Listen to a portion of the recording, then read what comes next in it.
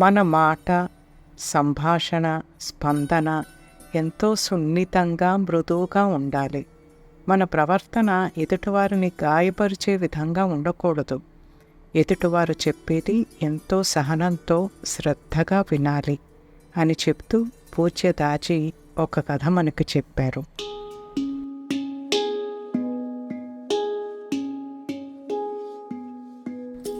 ఇటీవల భార్యను కోల్పోయిన ఒక తండ్రి తన కూతుర్ని పెంచాల్సిన బాధ్యతను తీసుకున్న కథ ఇది. ఆ చిన్నారి అంటే తండ్రికి ఎంతో ప్రేమ. తల్లి లేకపోవడంతో ఆ పాపను ఎలా పెంచాలా అని చాలా మదన పడుతూ ఉండేవాడు. ఆ తండ్రి తన భార్యకు సంబంధించిన వస్తువులన్నింటినీ ఒక గదిలో ఎంతో శ్రద్ధగా సర్ది పెట్టుకున్నాడు.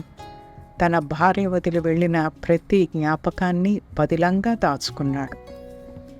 పశ్చిమ దేశాల్లో క్రిస్మస్ పండుగ చాలా ఘనంగా చేసుకుంటారన్న విషయం మనందరికీ తెలిసిందే. అలా ఆ సంవత్సరం క్రిస్మస్ పండుగ దగ్గరకు వస్తుంది కాబట్టి ఆ తండ్రి పాపకు ఏదైనా మంచి బహుమతి ఇవ్వాలి అని అనుకున్నాడు. అదేవిధంగా ఆ 5 ఏళ్ల చిన్నారి కూడా తన తండ్రికి మంచి బహుమతిని ఇవ్వాలనుకుంది. కాబట్టి ఆ పాప తన తల్లి గదికి వెళ్ళి అక్కడ ఒక బహుమతికి సరిపోయే చిన్న అట్టపెట్టె కోసం వెతికింది. అట్టపెట్టె దొరికాక దాన్ని మంచి రంగు కాగితంతో చుడదామని అలమారలో దాచి ఉంచిన బంగారు రంగు కాగితాన్ని తీసుకుంది. తన చిట్టి చేతులతో ఎంతో ప్రేమగా తయారు చేసి ఆ చిన్న బహుమతిని క్రిస్మస్ చెట్టు కింద పెట్టి తన తండ్రి కోసం ఎదురు చూడసాగింది.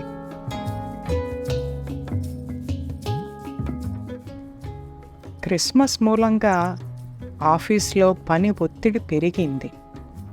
బాగా పొద్దుపోయే వరకు పని చేసేవాడు తండ్రి. పాప ఇంటి వద్ద ఒంటరిగా ఉంటుంది అని ఇంటికి పని అవగానే వచ్చేసేవాడు. దాంతో అతనికి బహుమతి కొనటానికి వీలు పడలేదు. సరేలే, వచ్చే ఏడాది కొని సంతోషపెడదాం అని సర్ది పెట్టుకున్నాడు. ఆ మరుసటి రోజు క్రిస్మస్. బంగారు రంగు బహుమతి పెట్టెను క్రిస్మస్ చెట్టు కింద ఉండటం చూశాడు. ఆ బహుమతి చుట్టిన కాగితం తన భార్య గదిలోనిదని అతనికి అర్థమైంది. అది తన భార్య తనకిచ్చిన బహుమతి. ఆమె జ్ఞాపకార్థం అతను ఎంతో పదిలంగా దాచుకున్న కాగితం అది. ఆ కాగితాన్ని అతను చాలా కాలం భద్రపరుచుకున్నాడు. హడావిడిగా ఆ పాప గదికి వెళ్ళి చూశాడు.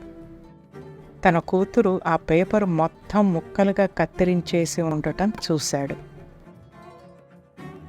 అది చూసి అతనికి విపరీతమైన కోపం వచ్చింది. చాలా పరుషంగా ఆ పాపను కోప్పడ్డాడు.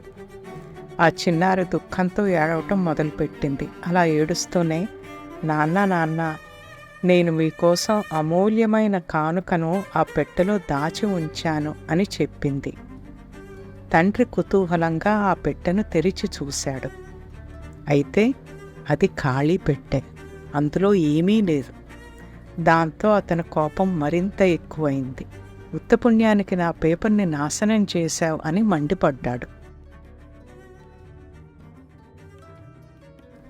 అప్పుడు ఆ పాప ఏడుస్తూనే, లేదు నాన్న, నేను ఆ పెట్టెలో 1001 ముద్దులు పెట్టి నీకు బహుమతిగా ఇచ్చాను అంది. తన కూతురి ప్రేమకు, అమాయకత్వానికి ఆ తండ్రి చెలించిపోయాడు. తన తప్పు తెలుసుకుని తన కూతుర్ని అక్కున చేర్చుకున్నాడు.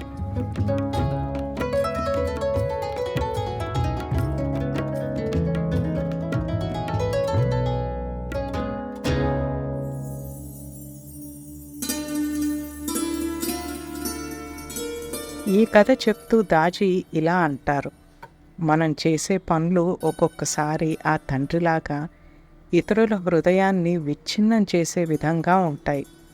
ఆ పాప చెప్పేది పూర్తిగా విని ఉంటే, ఆ చిన్నారి ప్రేమను గుర్తించినట్లయితే ఆమె సంతోషానికి బదులు ఆమె ఏడ్పుని చూసి ఉండాల్సిన అవసరం వచ్చేది కాదు కదా.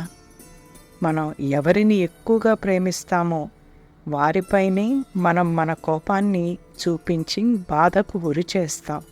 ఈ మాటల యుద్ధాల వల్ల ఎన్నో బంధాలు సమస్యల్లో పడుతున్నాయి.